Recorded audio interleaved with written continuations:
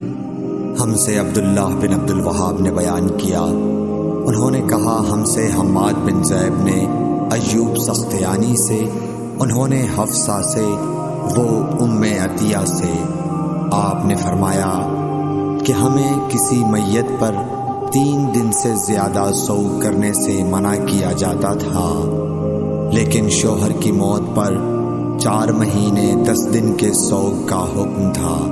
ان دنوں میں ہم نہ سرما لگاتی، نہ خوشبو، اور اسب یمن کی بنی ہوئی ایک چادر جو رنگین بھی ہوتی تھی کے علاوہ کوئی رنگین کپڑا ہم استعمال نہیں کرتی تھیں، اور ہمیں عدت کے دنوں میں حیض کے غسل کے بعد قصد اظفار استعمال کرنے کی اجازت تھی، اور ہمیں جنازے کے پیچھے چلنے سے منع کیا جاتا تھا۔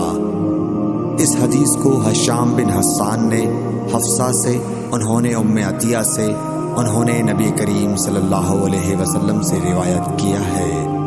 صحیح بخاری حدیث نمبر 313۔